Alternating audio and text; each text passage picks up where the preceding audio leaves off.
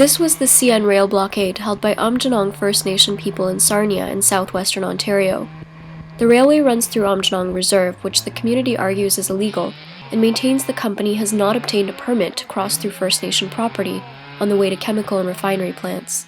Each tanker that they carry, they say, and these are numbers that I'm quoting from them, so if I'm inaccurate, it's their fault, they say is $50,000. So they run that through and come up with a number of $5 million. That's how much it costs them a day to keep this blockade up. Having reached its 13th day at a cost of millions per day in economic disruption, the blockade came to an end on January 3rd, following a contempt of court order issued against the protesters. In particular, the court order named blockade spokesperson Ron Plain and Sarnia Police Chief Phil Nelson for failing to stop the blockade when an injunction was filed last week. Plain considers the blockade a community victory and believes it has made an impact. What have you gathered from your trip so far? From here? Yes. There are serious issues on environmental matters. People are very concerned. There's no question about it. Have you gathered CN as that an operator has an obligation to listen to those concerns and meet with the customers who operate the line. And you understand that we're all people here and we all have families, and I want to have children someday. All these young people want to have families someday. Absolutely. Educated families. Of course. Of course. We have that right to feel safe and happy in our own community. Yes, you do. So I bought this to, and this is my mom's blanket. The community started the blockade in solidarity with Chief Theresa Spence's hunger strike, happening on Victoria Island in Ottawa, and in opposition to the Conservatives' Bill C-45 and other bills coming down the pipes. Chief Spence wants to discuss treaties and Canada's relationship with First Nations with Prime Minister Stephen Harper and regional chiefs. She is now in her third week on a diet of lemon water and fish broth. I'm just going to go through as it is and accept it. If this is my journey, if the Creator chose me to go this journey of life and death, then I'll go through with that. So I'm not afraid to die. The government fails to recognize our ways. It's a thought that scares you as a First Nation. Like, when is this going to stop? Like, why is the government controlling our lives and our children's future? All across Canada, First Nation communities have been articulating the same frustrations and drawing attention to treaty violations and rights abuses. In Aamjiwnaang, community members lived at the blockade site for the entirety of the protest, and despite dropping weather conditions, resolve remained firm.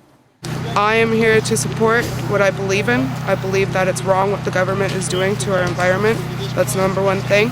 If we don't have our environment around here, what do we have left? They're going to take everything away from us, our natural resources. We are making a statement. But number one, we want to save a life, the life of Chief Theresa Spence. We don't want her to die over this, just because Harper won't meet with her. I don't see what the big deal is why he can't meet with her.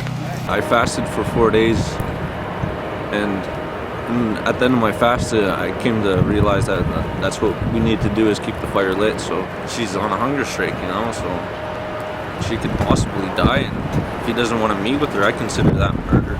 You cannot just take our rights away like that. We didn't deserve this. We just don't want this to go away, because we're polluting our land, we're polluting the waters, we're killing off the wildlife. This is not how we're supposed to run this Mother Earth. In Aamjiwnaang, the community is no stranger to polluted land, air, or water. For generations, they have been living next to Chemical Valley, the center of Canada's petrochemical industry. These sites, which have been built on Aamjiwnaang land, are in violation of treaty rights. Well, the stack that you're looking at is the stack to their Genesis plant. That stack was supposed to be built about a third higher than what it is. Because it wasn't built as high as it was supposed to be built, the sulfur dioxide that rains out of that right now rains only on Aamjiwnaang. As we drove around Chemical Valley on what was called a toxic tour, Ron Plain showed us the various companies on site and the hazards they pose to the families juxtaposed next to them and the community at large. The fizz in your pop, that's what it manufactures. Now, it had an explosion a couple of years ago, not even a couple of years ago, maybe 18 months ago. All it is a loud bang. It's a percussion bang. But if you look at this house here, and you look at these cylinder tanks here, this is illegal anywhere else in Canada. That close. Yeah. It's just flat out illegal, but it's okay here because we're Indians.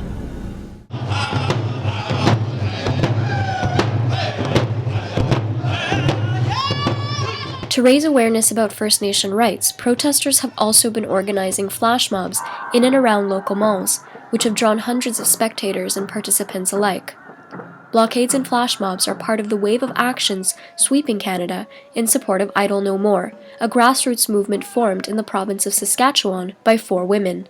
The group called for solidarity actions to reassert Indigenous sovereignty and rights to land and water. They have been drawing attention to the harmful modifications to environmental policy with the message that it affects not only First Nation communities. Efforts, they argue, should be directed toward building healthy and sustainable societies and protection of the land for all who inhabit it. Resource development. In addition to this legislative framework, resource development is on aggressive fast forward. And their policy think tanks have said, make no mistake, we're going to lay the pipes and we're going to mine those minerals if we have to send in the army.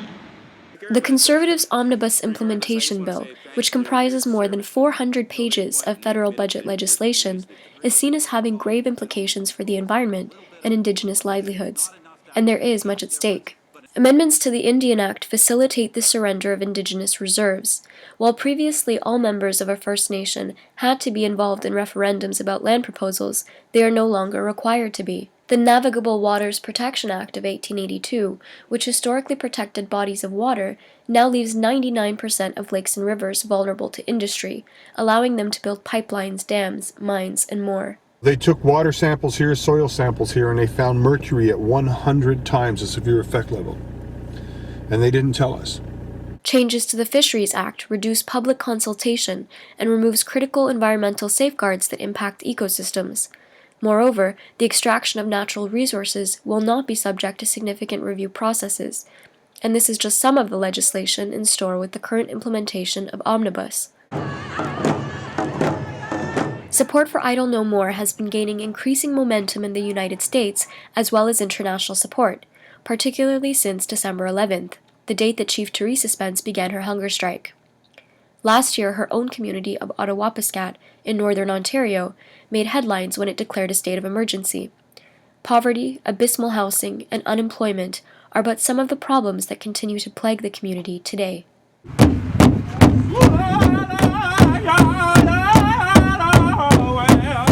Although the blockade has been shut down in Sarnia, Idle No More solidarity actions will continue throughout Canada in support of hunger-striking Chief Spence, who has ignited a mass resistance movement which only promises to grow.